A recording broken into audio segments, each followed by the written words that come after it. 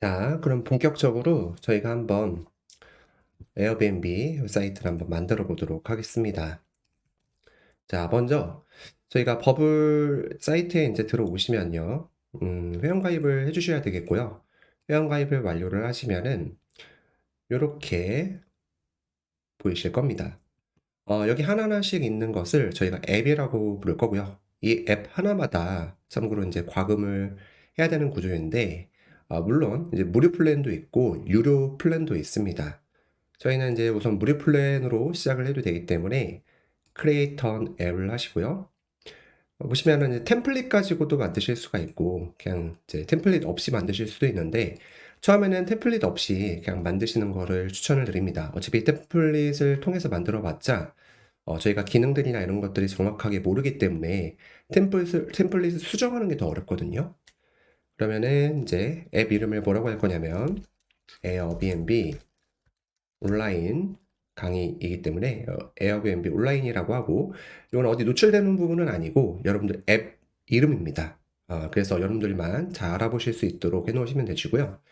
클릭을 하시고 나시면은 여기에 Activate Free Trial, Start with Basic Feature 무료 버전, 유료 버전인데 우선 무료 버전으로 하셔도 되실 것 같아요. 그러면 이제 앱이 만들어지실 거고요.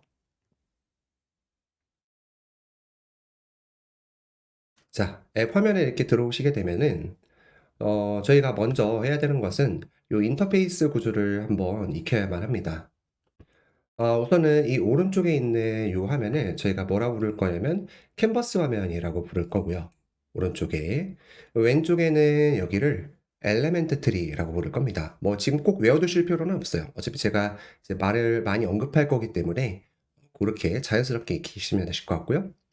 왼쪽에 보시면 이제 여기에 디자인 쪽에 저희가 들어와 있는 거고 워크플로우로 들어가게 되면은 이제 이 워크플로우 같은 경우에는 뭔가 버튼을 눌렀을 때 어떤 기능들이 수행이 돼야 되잖아요.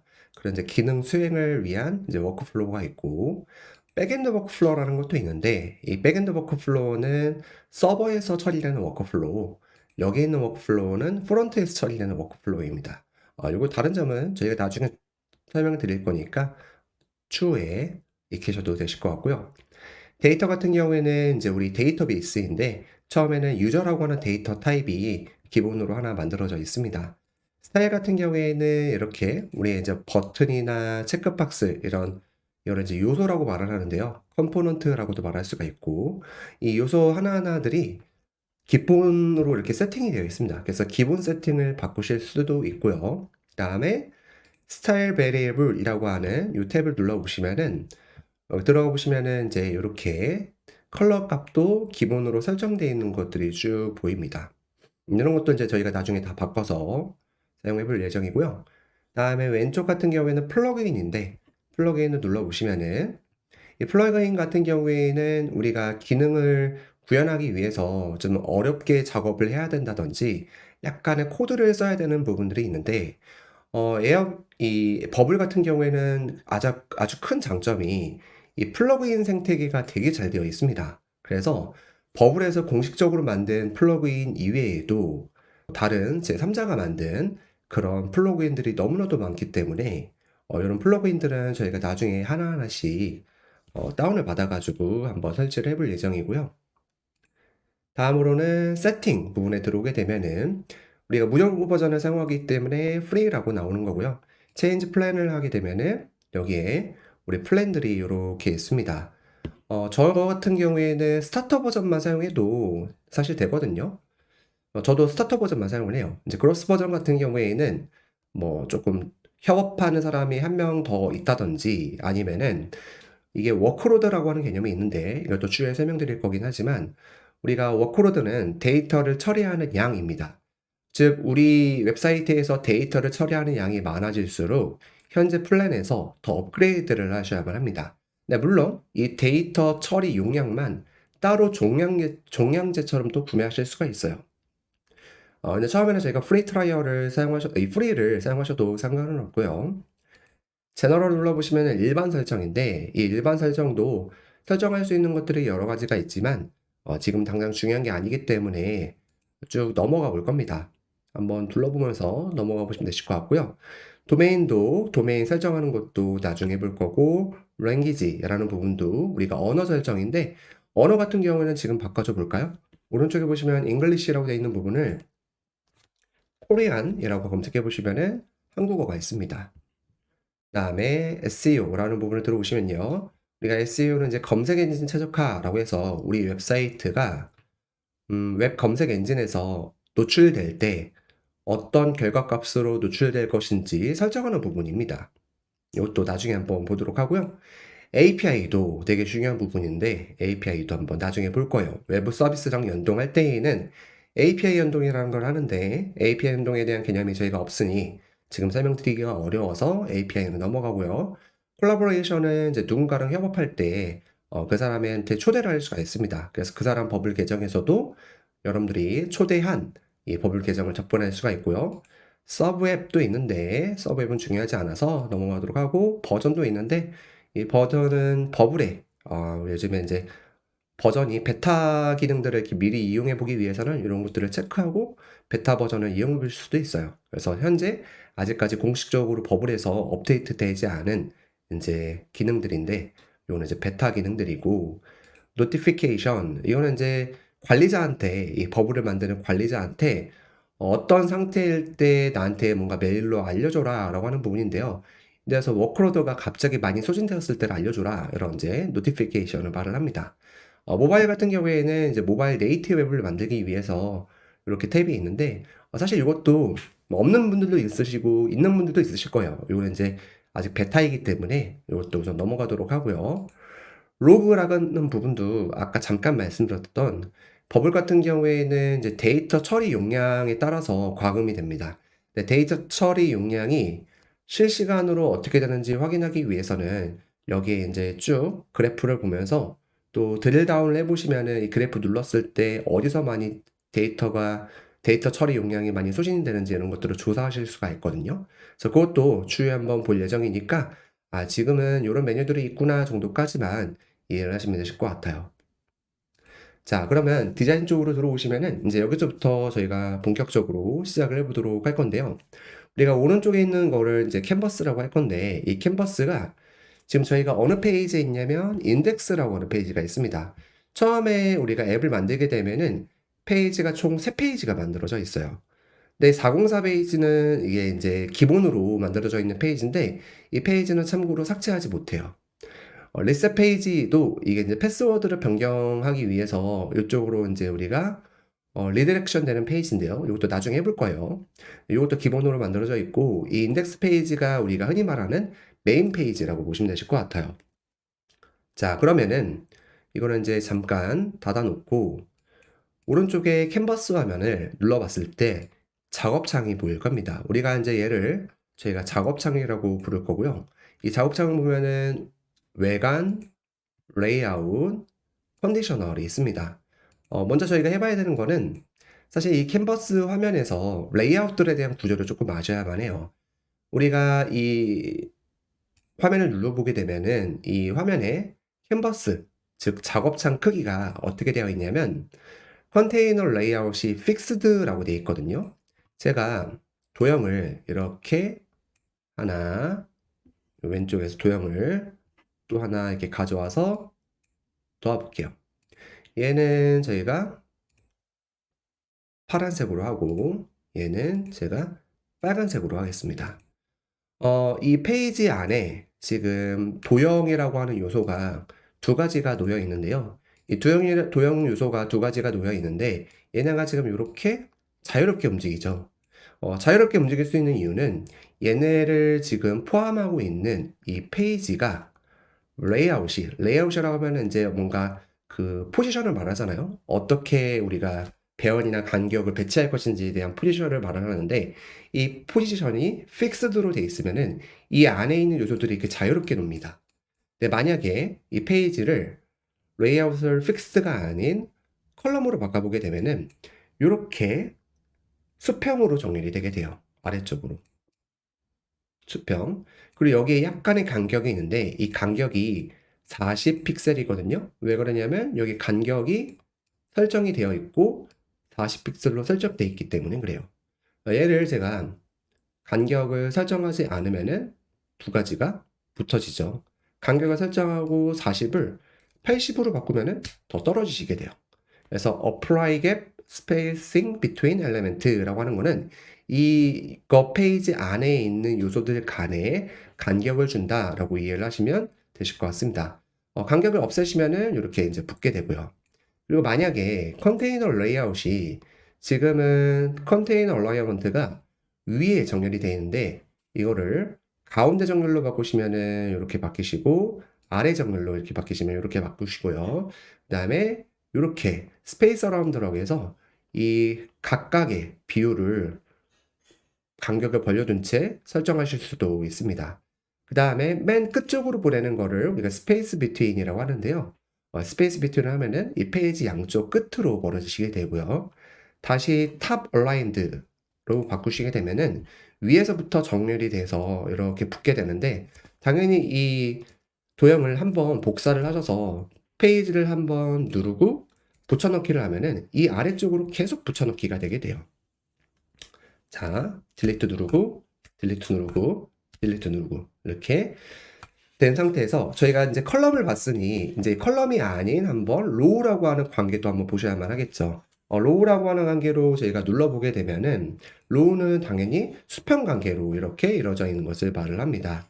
저희가 수평 관계 같은 경우에는 앞전과 마찬가지로 간격을 여기다가 준다고 하면은, 간격을 이렇게, 이제 요 간격 같은 경우에는 로우 갭이 아니고, 컬럼 갭이에요.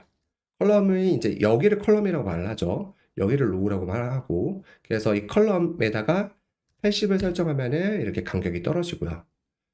그리고 이걸 다시 0으로 만드시게 되면은 없어지시게 됩니다.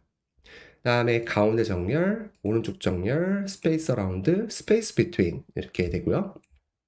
그리고 이 로우 같은 경우에는 이제 우리가 지금 아래에 이제 보시면은 align to parent이라고 있는데 align to parent은 이 두 가지에 대한 요소가 레이어가 겹칠 수가 있습니다. 네. 지금 이 빨간색이 위로 올라와져 있죠. 빨간색 도형이 위로 올라와져 있는데 제가 오른쪽 상단에 여기 프리뷰라고 하는 버튼이 있거든요. 이 프리뷰를 눌러보게 되면은 이제 작업창에서 실제 화면창으로 우리가 실제 미리 보기 화면창으로 이동을 합니다. 그럼 이거 같은 경우에는 이제 사용자들이 보이는 화면을 우리가 미리 보기로 보실 수가 있는데요. 실제 유저들이 들어왔을 때 보이는 화면이고 우리가 지금 빨간색이 맨 위에 올라와져 있는데 만약에 파란색이 쉐이프 A인데 파란색을 우리가 여기서 마우스 우클릭 눌러서 Bring to Front라는 거를 눌러보게 되면은 이제 순서가 아래로 내려오죠. 쉐이프 A가 아까는 위에 올라가져 있었는데 아래로 내려오면서 순서가 바뀌게 됩니다. 그러면 업데이트를 했습니다라고 하는 이 뭔가 업데이트 사항이 있으면은 이렇게 바뀌게 되는데요. 이거를 클릭하게 되면은 이렇게 파란색이 위로 올라와지시죠. 그래서 얼라이언트 패러는 서로 간의 요소들이 겹칠 수가 있다라고 보시면 되실 것 같고 다시 한번 설명드리면 컬럼은 수직 정렬, 로우는 수평 정렬, 그 다음에 얼라이언트 패러는 요소들 간에 겹칠 수가 있고 그 다음에 우리가 픽스드 같은 경우에는 자유롭게 이 안에서 움직일 수가 있다라고 이해하시면 되실 것 같아요. 근데 사실 우리가 잘 쓰지 않는 거는 픽스드는 잘 쓰지 않습니다. 왜냐면 픽스드 같은 경우에는 물론 이렇게 이제 쉽게 조작을 할 수 있어서 더 좋다라고 생각하실 수도 있긴 하지만 사실 우리가 에어비앤비를 보게 되면은 이 간격들이 다 일정하게 유지가 되잖아요. 요 간격이랑 요 간격이랑 똑같아요. 요 간격도 어느 정도 이렇게 다 똑같고요. 그래서 이 레이아웃에 대한 구조가 픽스드로 돼 있으면은 요소들이 마음대로 움직여가지고 우리가 배열이나 간격이나 정렬을 딱 맞출 수가 없기 때문에 픽스드는 웬만한 이제 경우가 아니고서는 잘 사용하지 않는다라고 이해를 하시면 되실 것 같습니다. 자, 그러면은 저희가 이제 컬럼으로 바꿔봤을 때 우리가 아까 이렇게 바뀌었고 로우 갭을 지금 80으로 설정이 되어 있는데 갭 스페이싱을 없앤다고 하면은 딸깍 눌렀을 때 없어지시죠. 그럼 만약에 내가 이거를 로우로 한 상태에서 저희가 파란색이 여기 하나 더 오게끔 하고 싶어요. 여기 파란색 도형을 이렇게 하나 더 오게끔 하고 싶어요. 그러면은 여기서는 이제 어떻게 하면 되냐면 자, 우선 파란색을 제가 복사를 해서 이렇게 두면은 당연히 수평 정렬이니까 요 옆쪽에 붙게 되겠죠. 근데 이거를 우리가 변경을 하기 위해서는, 즉 요렇게 되게끔 하기 위해서는 요 요소들 간에 두 가지를 묶고 그다음에 얘랑 이 묶은 거를 수직 정렬로 만드시면 됩니다. 그러면 우리가 이제 여기서 이제 배울 수 있는 것은 그룹이라는 건데요. 지금 왼쪽에 보시면은 우리가 요소가 세 가지가 이렇게 들어가져 있습니다. 이 페이지 안에. 쉐이프 A, B, C가 있고요. 각 이 요소에다가 마우스 올려보게 되면은 어떤 도형인지를 이렇게 확인하실 수가 있어요. 네, 조금 헷갈리니까 제가 이제 쉐이프 C 같은 경우에는 색깔을 좀 다르게 해볼게요. 초록색으로 한번 바꿔보고요. 이 초록 색깔을 요 아래쪽에다가 배열하게끔 하고 싶다라면은 어떻게 바꾸면 되냐면 얘네 두 가지를 묶을 겁니다. 네, 묶는다라는 말이 무슨 말이냐면 왼쪽에 보시면은 저희가 이 요소들 보면은 비주얼 엘리먼트라고 하는 이제 비주얼 시각적으로 보여지는 요소가 있어요. 그 얘를 한번 닫아 보면은 또 뭐가 있냐면 컨테이너라는 게 있습니다. 컨테이너 안에는 그룹, 리피팅 그룹, 팝업, 플로팅 그룹 이런 것들이 있고 또 그 안에 보면 인풋, 뭔가 입력할 수 있는 또 창들도 있어요. 그래서 우리가 보통 이 버블에서는 요소들에 대한 카테고리가 비주얼 요소, 컨테이너라고 하는 거는 시각적으로 노출되는 부분은 아니긴 하지만 어떤 틀을 잡기 위해서 사용하는 부분이고요. input form 같은 경우에는 어떤 내용을 입력할 수 있는 이제 입력창을 말한다라고 이해하시면 되실 것 같아요. 자, 그러면 저희가 이 쉐이프 B와 쉐이프 A 이 두 가지를 묶어 볼 건데요. 묶는 방법이 한 두 가지가 있습니다. 첫 번째로는 먼저 그룹을 여기다가 이렇게 갖다 넣어 보시고요. 그럼 그룹 A라고 생기시게 될 거예요. 자, 그룹 A 안에다가 쉐이프 A랑 쉐이프 B를 그룹 A 안에다가 갖다 넣으실 수가 있어요. 갖다 넣기 위해서는 쉐이프 B랑 쉐이프 A를 요렇게 갖다 넣으실 수 있는데 이게 잘 안 들어가시거든요. 그래서 저희가 여기 왼쪽에 엘리멘트 트리를 보시면은 이 그룹 A 안에다가 쉐이프 A랑 쉐이프 B를 넣기 위해서는 요거를 마우스로 이렇게 끌어서 요 안쪽에다가 딸깍 떼시면은 넣으시면 됩니다. 그럼 들어가시게 돼요. 쉐이프 A에. 요 그룹 A에 들어간 거죠. 요 쉐이프 A도 눌러서 요 안쪽으로 딸깍 하시면은 들어가시죠. 그러면은 얘네 둘이 왜 갑자기 수직으로 바뀌었냐? 그룹 A에 레이아웃을 눌러보게 되면은 얘네 관계가 컬럼으로 되어 있기 때문에 그렇습니다. 컬럼은 아까 수직 정렬이라고 말씀드렸죠. 로우로 하면은 수평 정렬이 되겠죠. 예, 그래서 수평, 수직 요거에 따라서 그룹 안에 있는 요소들도 이렇게 레이아웃이 바뀌는구나 라는 거를 확인하실 수가 있겠죠. 자, 그러면 이제 왼쪽에 엘리멘트 트리가 어떻게 바뀌었냐면 그룹 안에 쉐이프 A랑 B가 들어가졌고 이 그룹 A랑 그룹 C를 저희가 이제 초록색이 요 아래에 올 수 있도록 하면 되는데요.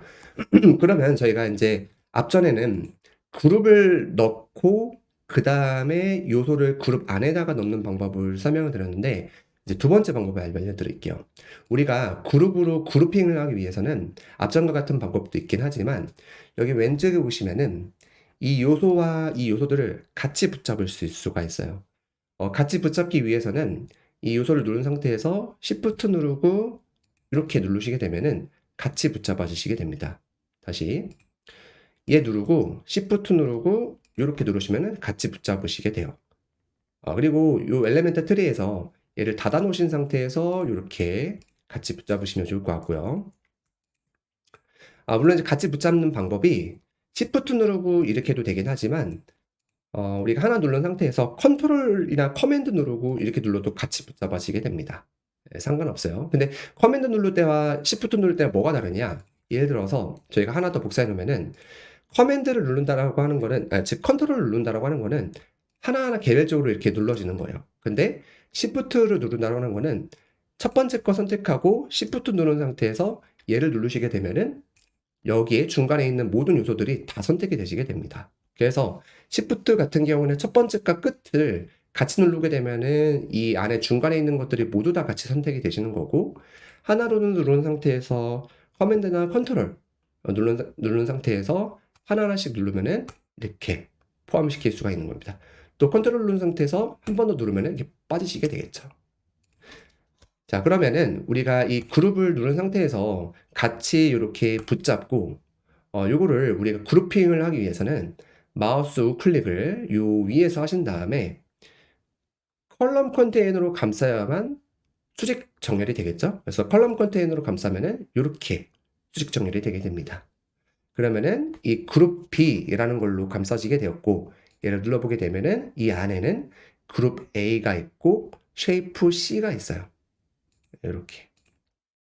그러면 에어비앤비 같은 경우에도 한번 보면은 레이아웃 구조가 우리가 이렇게 봤을 때 얘네가 이게 이제 하나의 그룹이 되겠고, 여기도 하나의 그룹이 되겠고, 여기도 하나의 이제 그룹이 되겠죠. 그룹은 틀이라고 말씀드렸죠. 틀.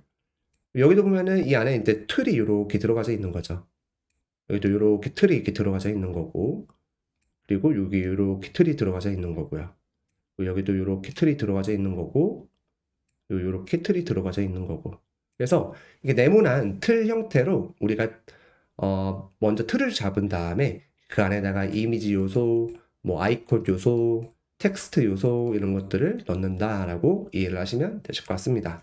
자, 우선 레이아웃 같은 경우에는 사실 한꺼번에 이해하기가 좀 어려워요. 이게 이제 저희가 이런 요소들을 각각 넣어가면서 그때그때마다 한 번씩 바꿔가면서 아, 요렇게 정렬이 바뀌는구나, 요렇게 포지션이 바뀌는구나라고 이제 자연스럽게 좀 익혀야 되기 때문에 먼저 제가 개념을 한번 설명드린 거고요. 레이아웃에 대한 개념을 지금 뭐 굳이 막 메모를 하면서 외워두실 필요는 없고 자연스럽게 익혀주실 필요가 있기 때문에 지금은 이제 개념만 설명드렸고 다음으로는 이제 이걸 지워버리고 본격적으로 한번 디자인을 해보도록 하겠습니다.